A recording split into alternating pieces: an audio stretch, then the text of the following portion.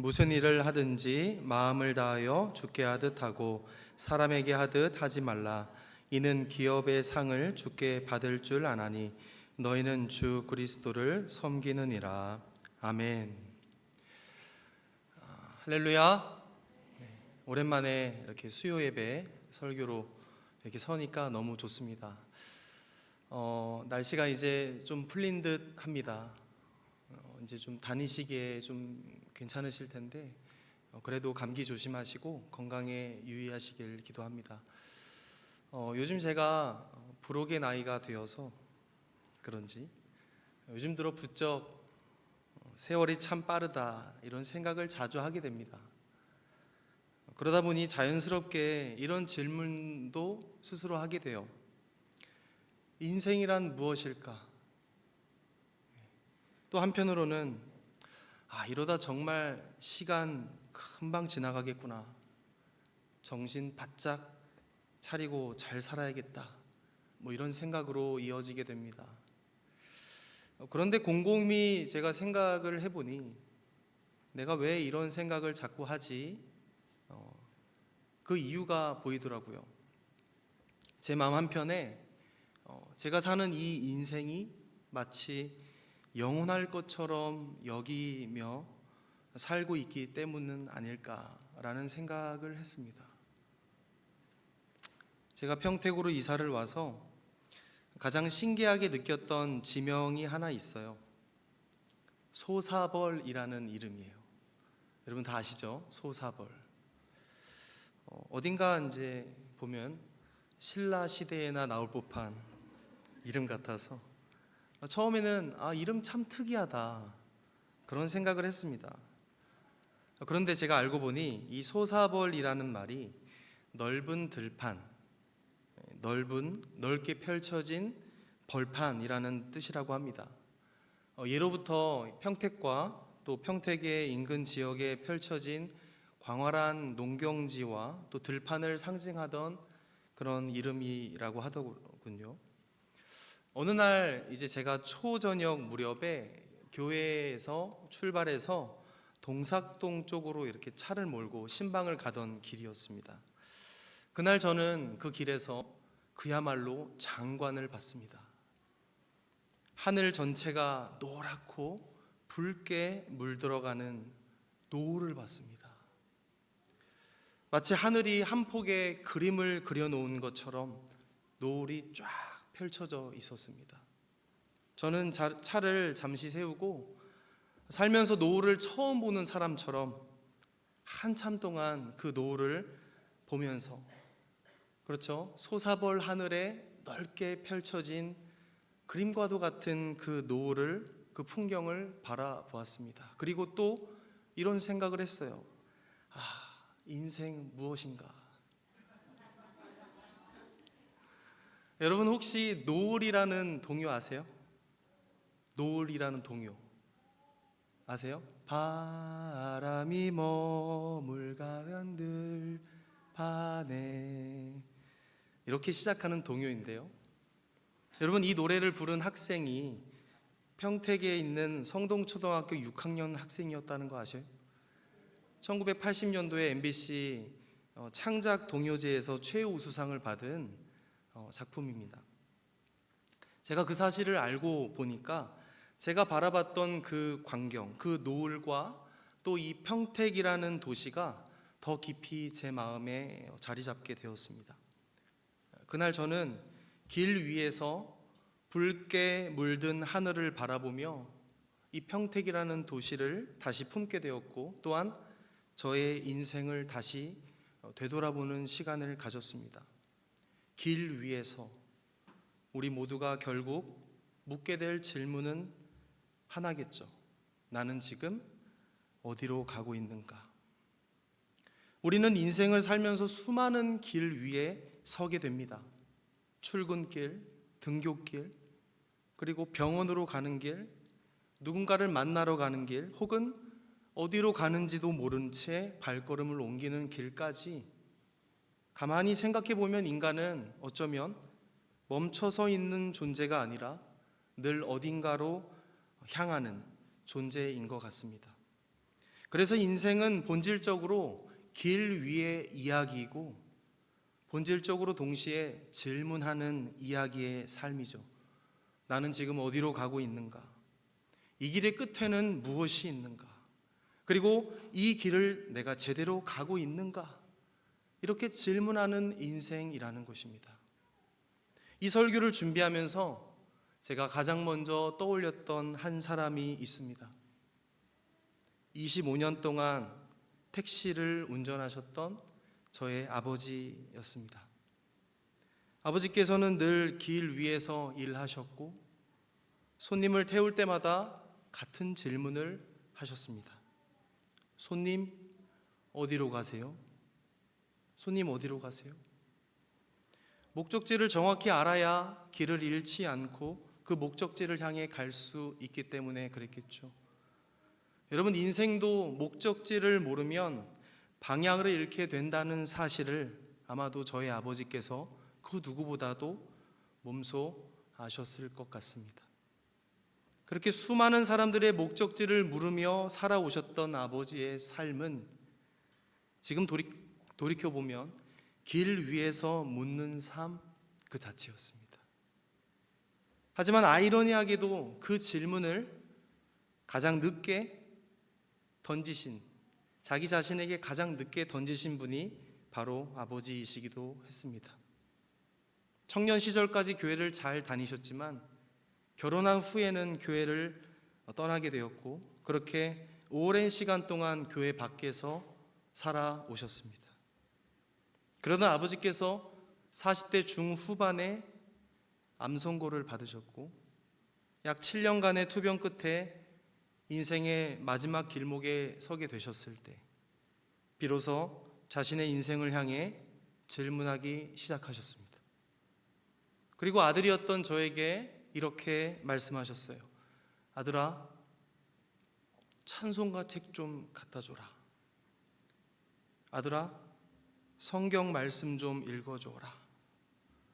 그 당시에 전도사였던 제가 새벽 예배를 마치고 운행도 다 마치고 이제 병원에 계셨던 아버지께 가기 전에 저에게 이런저런 부탁을 하셨던 것을 기억해 볼 때 길 위에서 수많은 사람들에게 목적지를 물어왔던 분이 이제는 자신의 인생이 어디로 가고 있는지를 묻기 시작하신 순간이었지 않나 저는 생각했었습니다. 그때 저는 분명히 봤습니다. 신앙이란 어떠한 특별한 사람들만의 이야기가 아니라 결국 길 위에서 다시 목적지를 묻는 일이라는 것을 알게 되었습니다. 여러분, 우리는 모두 인생이라는 길 위를 걷는 존재이고 그 길 위에서 끊임없이 질문하는 존재인 것입니다. 나는 누구를 향해 살아가고 있는가? 내가 쏟고 있는 이 시간과 이 수고는 무엇을 위한 것이며 어디로 향하고 있는가? 그리고요, 성경은 그 질문 앞에서 분명한 답을 제시하고 있는 것입니다. 오늘 본문 골로새서 3장 23절과 24절은 우리의 삶과 일 그리고 우리가 하는 수고의 모든 방향을 다시 묻게 만드는 말씀이에요. 사도 바울은 말합니다. 무슨 일을 하든지 마음을 다하여 주께 하듯 하고 사람에게 하듯 하지 말라. 여러분, 이 말씀은 우리의 신앙을 이 교회라는 곳 안에 가두지 말고 우리가 서 있는 모든 길 위로 끌어옵니다. 우리가 일하는 자리, 우리가 섬기는 그 자리, 삶을 살아내는 그 자리에서 우리는 누구를 바라보며 걷고 있는가를 묻고 있는 것입니다. 오늘 이 수요예배를 통하여 우리는 다시 한번 인생의 길 위에서 이 질문을 하나님 앞에 함께 올려놓고자 하는 거예요. 그리고 그 길의 끝에서 우리를 부르시는 분이 누구신지를 함께 묵상하고자 합니다. 본문을 좀 더 자세히 보시면 사도 바울은 오늘 본문에서 이렇게 말하고 있습니다. 무슨 일을 하든지 마음을 다하여 주께 하듯 하고. 여러분, 이 짧은 한 문장 안에는 신앙을 바라보는 우리의 시선을 근본부터 흔드는 내용이 담겨져 있습니다. 바울은 이 신앙의 영역을요, 아까도 말씀드렸다시피 예배당 안으로만 제한하지 않고 있습니다. 오히려 신앙이라는 것이 우리의 가장 일상적인 자리, 가장 반복적인 삶의 현장으로 끌어오고 있는 것입니다. 여기서 우리가 먼저 주목해야 할 표현이 무슨 일을 하든지입니다. 바울은 지금 교회 안에서만 할 수 있는 어떤 특정한 일을 말하고 있는 게 아니에요. 제가 지금 여러분들과 이렇게 말씀을 나누는 것처럼 이렇게 설교하는 일, 그리고 우리가 말씀을 나눈 후에 하는 기도하는 일, 그리고 함께 봉사하는 일, 이렇게 우리가 흔하게 거룩하다 이렇게 생각하는 일만을 염두에 두고 있지 않다라는 거예요. 오히려 이 말씀은 골로새 교회 안에 있었던 그 종들에게 직접적으로 주어진 말씀인데요, 다시 말해서 그 시대의 사회적 구조 안에서 가장 낮은 위치에 있었던 사람들, 매일 반복되는 그 노동을 감당해야 했던 사람들에게 주어진 말씀이었다는 겁니다. 여러분, 이 사실은 매우 중요합니다. 바울은 신앙을 말하면서 우리가 살고 있는 이 현실을 외면하지 않고 있습니다. 오히려 바울은 지금 당신이 서 있는 그 자리, 지금 당신이 하고 있는 그 일, 바로 그곳에서 당신의 신앙이 어떻게 작동해야 하는지를 바울이 묻고 있는 것입니다. 한마디로 신앙이라는 것은 삶의 일부가 아니라 삶의 전체를 관통하는 기준이 되어야 한다, 이렇게 말하는 것입니다. 여러분, 종교개혁자들은 교회 안의 일만 거룩하고 세상 속의 일은 세속적이다라는 이원론적인 개념을 단호하게 거부했습니다. 여러분 아시죠? 종교개혁자 루터는 그가 말했던 소명의 개념이 뭐냐면요, 하나님께서 어떤 저 같은 목회자나 선교사들에게만이 아니라 이 소명이라는 것이요, 각 사람을 그 각자의 자리로 부르셨다는 개념으로 루터가 설명하고 있다는 거예요. 각 사람에게 주어진 그 각자의 자리에서의 부르심. 밭을 가는 농부도, 가정을 돌보는 어머니도, 길 위에서 운전대를 잡았던 택시기사도 모두 하나님의 부르심 안에서 살아가는 존재라는 것이죠. 그러므로 이 일을 하나님 앞에서 어떻게 감당할 것인가, 내게 맡겨진 이 일을 내가 하나님 앞에서 어떻게 감당할 것인가, 이렇게 자꾸 묻는 그 사람을 가리켜 우리는 신앙인이라고 합니다. 무슨 일을 하든지 우리의 삶에서 하나님과 무관한 영역은 없다. 우리의 직장이 이 신앙과 분리된 공간이 아니라는 거예요. 오히려 우리의 믿음이 가장 정확하고 가장 구체적으로 드러나는 자리가 내가 지금 반복해서 살아가고 있는 일상생활이라는 거예요. 여러분, 교회가요, 신앙의 출발점이고 우리는 이 예배당을 나가는 순간부터 다시 길 위에 서게 되는 것입니다. 그리고 그 길 위에서 만나는 모든 일들이 이 신앙의 시험대가 되는 것이죠. 이 말씀을 묵상하며 떠올렸던 한 장면이 또 있습니다. 그 당시에는 신앙생활을 하지 않으셨던 그 시절에도 저희 아버지께서는 늘 맡은 일을 성실하게 감당하셨습니다. 하루에도 수십 번씩 같은 길을 오고 가면서 수많은 손님들을 태우셨지만 그 일상을 결코 가볍게 여기지 않으셨던 것을 저는 기억해요. 물론 그때의 그 성실함이 곧 구원받을 수 있는 그 신앙은 아니었겠죠. 성경은 인간의 성실함이 구원의 조건이라고는 말하지 않기 때문입니다. 하지만 성경은 동시에 하나님께서 우리의 일상과 수고를 결코 무시하지 않으신다는 말씀 또한 분명히 하고 있습니다. 복음은 우리의 일상을 지워버리지 않습니다. 오히려 복음은 우리의 일상에 어떤 새로운 의미와 방향을 부여하는 것입니다. 그래서 복음은 무슨 일을 하든지라는 이 말씀을 통하여 오늘 우리에게 이렇게 묻고 있는 거예요. 너는 지금 그 일을, 어떤 일을 하고 있는가? 그걸 묻는 게 아니라 그 일을 하나님 앞에서 하고 있는가, 이렇게 묻게 만드는 겁니다. 그 일을, 나의 일을 하나님 앞에서 내가 하고 있는가. 무슨 일을 하든지, 우리가 무슨 일을 하든지 하나님 앞에서 하고 있는가. 두 번째 내용입니다. 이러한 내용을 구체화한 내용이 23절이고 이제 23절 중반쯤에 보시면 사도 바울이 무슨 일을 하든지라는 이 범위를 제시한 후에 이어서 그 일의 방식과 방향을 말하는 부분이 나와요. 마음을 다하여 주께 하듯 하고 사람에게 하듯 하지 말라. 여러분, 여기에서 마찬가지로 바울이 강조하고 있는 핵심은요, 우리가 무엇을 하느냐보다 누구를 향해 하느냐라는 거예요. 내가 신앙생활을 한다고 해서 내가 하던 일의 종류가 바뀌는 게 아닙니다. 일상생활 속에서 신앙인으로 산다는 것은요, 여러분, 내가 하고 있는 그 일의 주인이 바뀌는 일이에요. 일의 주인을 바꾼다는 것은 또 뭘 의미하는 걸까요? 자, 먼저 바울은 마음을 다하여 라고 말하죠. 여러분, 단순히 열심히 해라, 열심히 해, 이렇게 윤리적인 측면을 지금 강조하고 있는 게 아닙니다.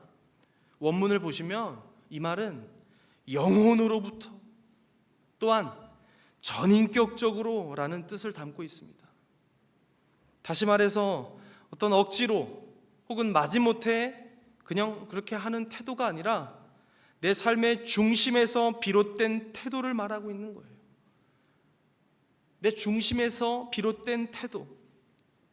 여러분, 하나님께서는 언제나 중심을 보십니다. 우리 마음의 동기를 보십니다. 그렇기 때문에 우리의 신앙 또한 어떤 겉으로 보이는 행동을 열심히 하는 수준에 머물러 있지 말고 어디까지나 내 마음의 방향을 수정해 보라는 거예요. 내 마음의 중심, 내 마음의 열심, 나의 영혼으로부터 나의 전인격적인 내 모든 것을 다하여 나아가라, 그런 의미입니다. 그리고 또 바울은 뭐라고 하나요? 사람에게 하듯 하지 말라 이래요. 여러분, 이 말씀은 우리가 본능적으로 사람의 시선을 의식하며 살아가는 존재라는 것을 말하고 있어요. 평가받고 싶고 인정받고 싶고 보상받고 싶어 합니다. 저도 그런 심리가 강합니다. 우리가 다 그런 존재라는 거예요. 문제는 그것이 내 삶의 궁극적인 기준이 될 때 그게 문제라는 거예요. 내가 그것만을 위해 산다면 그게 문제가 된다는 겁니다. 여러분, 타락한 인간의 본성은 하나님보다 사람의 눈을 더 두려워하게 만듭니다. 인간은요, 본래 하나님을 영화롭게 하도록 창조되었지만 타락 이후에는 끊임없이 대상을 바꾸어가며 섬기려는 이 우상 숭배의 욕망이 있다는 거예요. 하나님 대신에 사람을 봅니다. 여러분, 우리가 거저 누릴 수 있는 은혜가 있는데 그 은혜를 뒤로 한 채 내가 이룬 이 성과를 통하여 또다시 나를 봐주는 그 한 사람, 그 사람 앞에 서고 싶어 한다는 거예요. 또한 부르심 앞에 순종하며 한 걸음 한 걸음 그렇게 내딛는 소명자의 삶을 살아가도록 하나님 우리에게 은혜의 자리로 초대하고 계시는데, 그러지 못하고 이렇게 생각하는 거죠. 한 번 사는 인생, 어떻게든 내가 붙잡은 이거, 내가 지금 하고 있는 이 일, 내가 대차게 한번 잃어버리라. 그렇게 성공을 붙잡고 있는 우리의 연약한 모습이라는 거예요. 여러분, 어떻습니까? 어떻게 될까요? 우리는 그래서 쉽게 지칩니다. 사람의 인정을 목적지로 삼는 그 삶에는 끝이 없기 때문에 지칩니다. 더 잘해야 되고, 더 보여줘야 되고, 더 증명해야 하기 때문에 그렇습니다. 그래서 바울은 이러한 악순환을 끊을 수 있는 길을 제시하고 있는 거예요. 죽게 하듯 하라. 여러분, 이 한 문장은 우리 신앙의 방향을 바꾸는, 완전히 뒤집어 놓는 말입니다. 하나님께서 지금 그 일을 감당하고 있는 저와 여러분의 그 마음과 동기를, 그 중심을 보시는 분이심을 믿으시기를 바랍니다. 사람은 때로 우리의 수고를 알아주지 않지만 우리 주님께서는 결코 우리의 수고를 헛되이 보지 않으신다라는 거예요. 왜냐하면 주님 앞에서 성실하게 그리고 정직하게 마음을 다하여 죽게 하듯 서 있었던 그 신앙인의 모습을 결코 외면하지 않으시고 꼭 기억하시기 때문입니다. 여러분, 이 지점에서 우리는 매우 중요한 균형을 붙들어야 되는데, 여러분, 성경은 성실함을 강조하고 있지만 그 성실함을 구원의 조건으로 삼고 있지는 않습니다. 우리가 마음을 다해 일한다고 해서 하나님께 인정받는 게 아닙니다. 우리는 이미, 기억하십시오, 우리는 이미 그리스도 안에서 전적인 은혜로 말미암아 받아들여진 존재입니다. 할렐루야. 우리는 이미 하나님의 자녀로 이미 받아들여진 존재입니다. 그렇기 때문에 성실함이란 은혜를 얻기 위한 수단이 아니라 내가 하나님의 자녀로서 그리스도와 연합한 상태로 그 속에서 받은 그 은혜에 대한 응답이며 반응일 뿐이라는 사실을 여러분 꼭 기억하시길 바랍니다. 여러분, 이것을 우리는 복음의 질서라고 말해요. 복음의 질서. 우리의 행위가 은혜를 낳는 것이 아니요 은혜가 행위를 낳는 것이다. 자, 이 내용을 다시 길 위의 이야기로 잠시 가져와 보겠습니다. 저희 아버지께서 신앙인은 아니셨지만 늘 맡은 일을 가볍게 여기지 않으셨습니다. 그 성실함이 곧 구원이 되는 것은 아니지만 하나님께서 그 인생의 길을 외면하지 않으셨다는 사실 우리 알고 있습니다. 그리고 인생의 마지막 길목에서 그 성실함의 방향이, 우리 아버지의 그 성실함의 방향이 다시 하나님을 향하게 되었을 때, 그런 은혜를 입었을 때, 그때 그 삶은 비로소 목적지를 분명히 바라보게 된 거예요.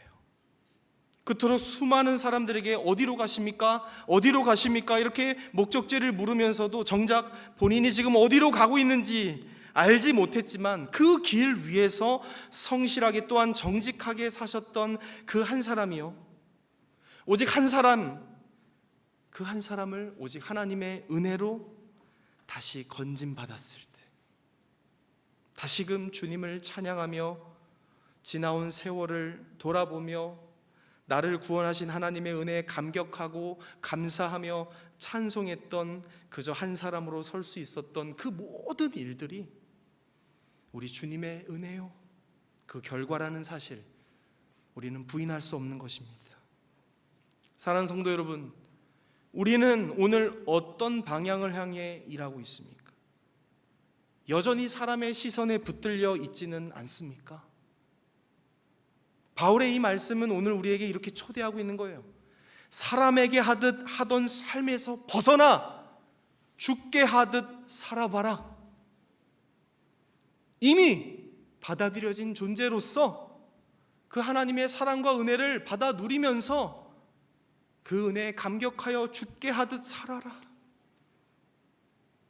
그때 비로소 우리가 붙잡고 있는 이 일은 짐이 아니라, 우리가 누리고 있는 이 일은 곧 신앙 고백이 될 줄로 믿습니다. 그리고 그 길 위에서 우리는 다시 주님을 바라보며 걷게 된다는 거예요. 마지막 세 번째로 바울은 마침내 결론처럼 이 말씀을 던지고 있습니다. 이는 주 그리스도를 섬김이니라. 주 그리스도를 섬김이니라. 이 한 문장은 앞선 모든 권면의 이유이자 신앙의 가장 깊은 고백이 됩니다. 우리가 누구의 종인가? 여러분, 누구의 종이십니까? 여러분, 신앙은요, 어떤 새로운 규칙을 배우는 그런 과정이 아니라 새로운 주인을 만나는 것, 나의 참된 주인을 만나는 것, 그것을 지금 말씀을 통해 확인시켜주고 있는 겁니다. 여러분, 당시 골로새 교회의 성도들에게 있어서 이 내용은요, 무겁고 충격적으로 다가왔어요. 왜냐하면 사회적으로 가장 낮은 위치에 있었던 종들에게 주어진 말씀이었기 때문에 그렇습니다. 현실적으로 그들은요, 사람의 주인을 섬기며 살아야 했습니다. 그들의 하루는 주인의 명령으로 시작해서 주인의 명령으로 끝났던 하루였습니다. 그 이상 그 이하도 없습니다. 그러한 그들에게 바울이 너희가 진짜로 섬겨야 하는 주인은 따로 계시다. 너희의 참된 주인은 주 그리스도이시다. 그렇게 지금 바울이 말하고 있는 거예요. 그 종들에게 얼마나 충격적인 말입니까? 여러분, 이 말이 어떻게 들리십니까? 바울이 지금 현실적으로 불가능한 말만 하고 있다고 생각하시나요? 현실을 부정하는 위로로 들리시나요? 너희들 눈앞에 있는 그 사람의 주인을 버리고 주 그리스도께 도망치라고 말하고 있는 게 아닙니다. 이것은요, 시선의 문제예요. 복음의 시선. 바울은 눈에 보이는 사람의 주인, 뒤에 계신, 그 사람들이 섬기고 있는 사람의 주인 뒤에 계신 눈에 보이지 않는 참된 주권자를 바라보게 하는 거예요. 여러분, 우리가 신앙생활을 한다 해서 우리의 현실이 쉽게 바뀌나요? 아니에요. 우리가 놓인 이 현실의 구조가 단번에 바뀝니까? 아니라는 거예요.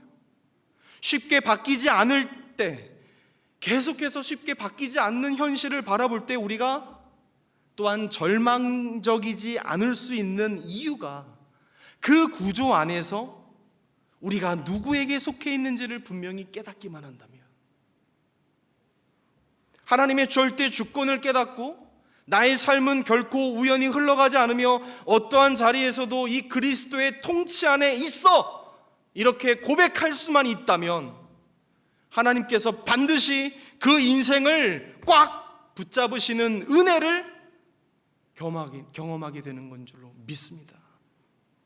주 그리스도를 섬긴다, 이 말은 우리의 모든 일이 더 이상 중립적인 행위가 아니라는 거예요. 직장에서의 수고도, 가정에서의 섬김도, 교회에서의 봉사도 모두 다 예배의 연장선이 되는 거예요. 여러분, 우리는 흔히 예배당 안에서만 하나님을 섬긴다고 생각해요. 하지만 성경은 우리의 삶 전체가 하나님 앞에 놓여 있다고 말해요. 말씀이 있습니다. 히브리서 4장 13절, 지으신 것이 하나도 그 앞에 나타나지 않음이 없고 우리의 결산을 받으실 이의 눈앞에 만물이 벌거벗은 것 같이 드러나느니라. 아멘. 시편 139편 1절, 여호와여 주께서 나를 살펴보셨으므로 나를 아시나이다. 주께서 내가 앉고 일어섬을 아시고 멀리서도 나의 생각을 밝히 아시오며. 아멘. 그러므로 예배라는 것은 주일에 끝나는 것이 아니라 예배라는 것은 월요일부터 다시 시작됩니다.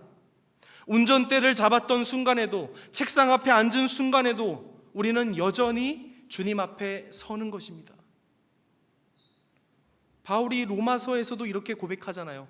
하나님이 기뻐하시는 거룩한 산 제물로 드리라. 이는 너희가 드릴 영적 예배니라. 아멘. 여러분, 이 지점에서 우리 개혁주의 신학의 고백이 나오는 겁니다. 라틴어로 솔리 데오 글로리아. 무슨 뜻입니까? 오직 하나님께 영광. 여러분, 우리의 삶의 목적이 무엇이어야 합니까? 성공이나 인정이 아니라 주 그리스도를 섬긴다. 주 그리스도를 섬긴다. 이러한 신앙 고백을 담대하게 선포할 수 있는 것이어야 할 것입니다. 그리고 그 영광은요, 우리가 일상생활에 서 있는 그 자리에서 죽게 하듯 살아가는 그 평범한 순종을 통하여 영광을 받으시는 줄로 믿습니다. 여러분, 사실 주 그리스도를 섬긴다, 이 고백은 또한 우리를 굉장히 자유롭게 만듭니다. 경험해 보신 분들은 더 잘 아실 텐데, 여러분, 더 이상 사람의 평가에 인생을 걸지 않아도 되고요, 때로 우리의 수고가 오해받거나 무시당하거나 기억되지 않을 수도 있는데, 오늘 성경에서 분명히 말하는 바 주께로부터 기업의 상을 받느니라. 할렐루야.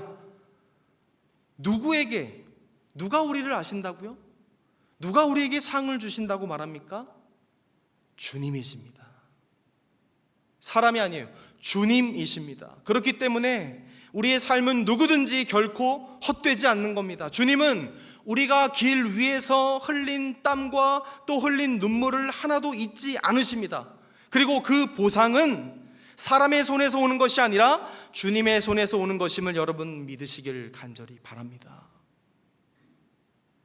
이 말씀을 다시 저희 아버지 이야기로 잠시 돌아와 생각해 보면, 평생을 길 위에서 사람들을 태우고 목적지를 데려다 줬던 그 한 사람이 인생의 마지막 길에서 비로소 자신의 주인이 누구인지를 다시 묻게 된 거예요.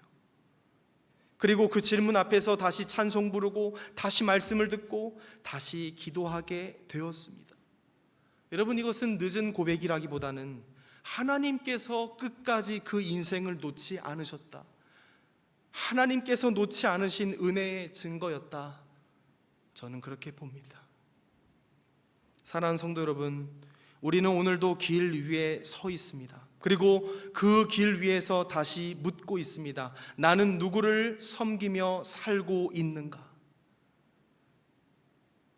우리가 무슨 일을 하든지 마음을 다해 죽게 하듯 살아갈 수 있는 이유는 단 하나이겠죠. 우리는 이미 그리스도 예수의 종이기 때문에 그 주님을 섬기는 길이야말로 우리 뭐라고 고백합니까?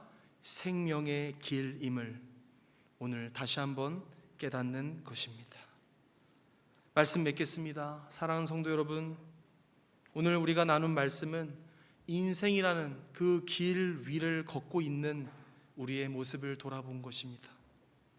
그리고 그 길 위에서 우리는 끊임없이 묻는다고 했습니다. 나는 지금 어디로 가고 있는가? 누구를 위해 이 길을 걷고 있는가? 그래서 오늘 본문 골로새 말씀에서는 그 질문 앞에서 분명한 답을 주죠. 우리가 무슨 일을 하든지 마음을 다해 죽게 하듯 살아갈 수 있는 이유는 우리의 삶이 이미 주 그리스도께 속해 있기 때문이야. 그래서 우리의 신앙은 삶의 일부가 아니라 삶 전체를 말하며, 곧 예배라는 것은 주일에 끝나는 행사가 아니라 일상생활 속에서도 계속되는 삶의 태도, 삶의 자리라는 것을 말했습니다. 이제 예배를 마치고 여러분 다시 길 위로 나아가실 때 여러분 사람들의 시선이 아니라 주님을 바라보며 걷는 그러한 성도들이 다 되시기를 간절히 축복합니다. 그 길이 곧 주가 보이신 생명의 길이고, 그 길이 곧 주 그리스도를 섬기는 참된 신앙의 길인 줄로 믿습니다.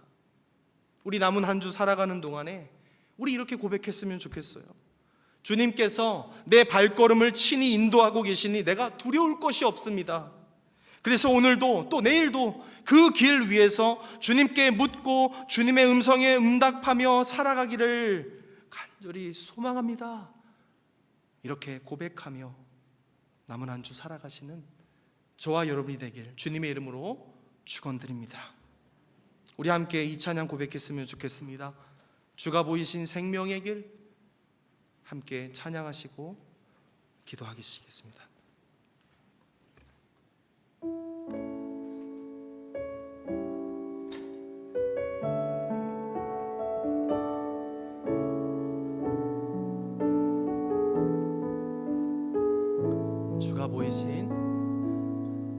주가 보이신 생명의 길, 나 주님과 함께 상한 마음을 들이며 주님 앞에 나가리.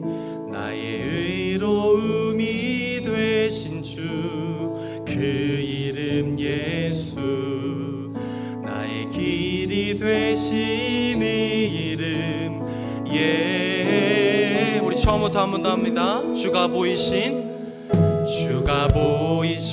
생명의 길, 나 주님과 함께 상한 마음을 들이며 주님 앞에 나가리. 나의 의로움이 되신 주, 그 이름 예수, 나의 길이 되신 예수,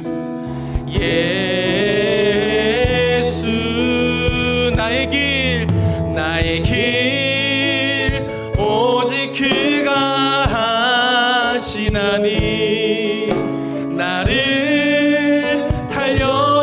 태어나신 후에 내가 정금같이 나오리. 나의 길 오직 그가 하시나니, 나의 길 오직 그가 하시나니, 나를 단련하신 후에 내가 정금같이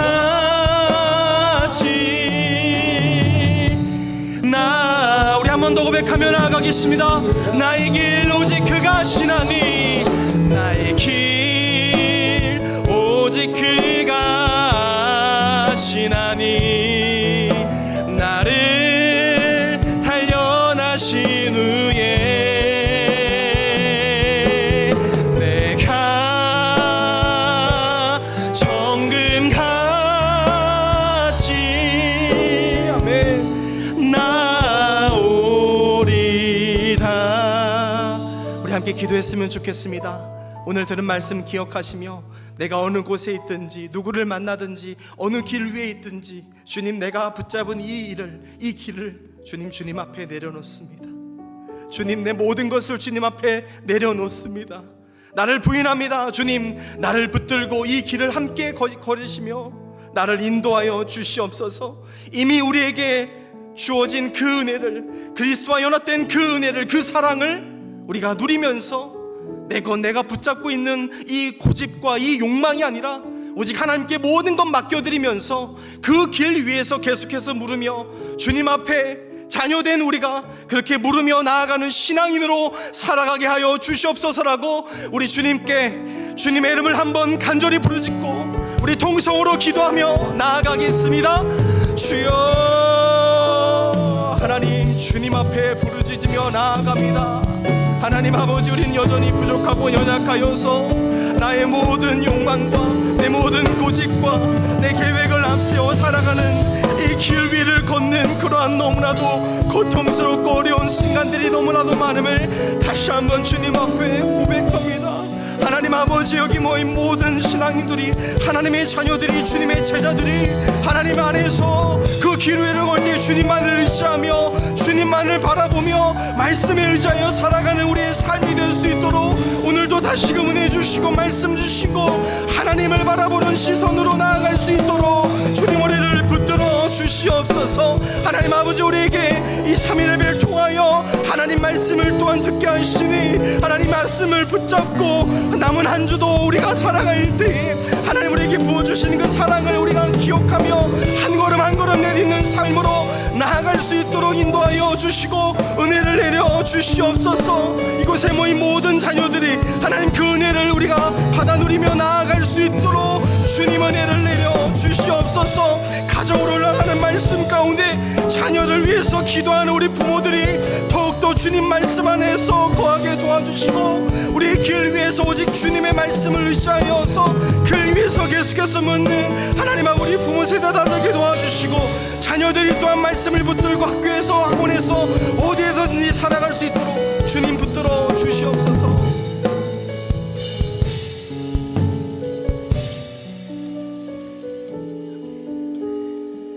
하나님 아버지, 오늘 말씀으로 우리의 삶의 방향을 다시 보게 하시니 감사드립니다. 우리가 무슨 일을 하든지 사람에게 하듯 살지 않고 죽게 하듯 살아가게 하옵소서.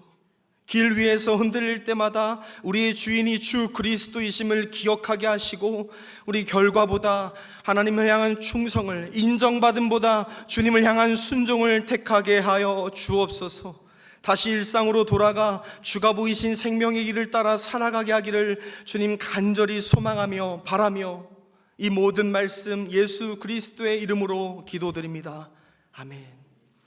이제는 우리 주 예수 그리스도의 은혜와 하나님 아버지의 크신 사랑하심과 성령의 교통하시며 인도하심이 모든 일을 하든지 무슨 일을 하든지 죽게 하듯 살기로 결단하며 길 위에서 주 그리스도를 섬기는, 그렇게 섬기고자 다짐하는 모든 성도들의 삶과 일터 위에 그리고 가정 위에 이제부터 영원토록 함께 있을지어다. 아멘.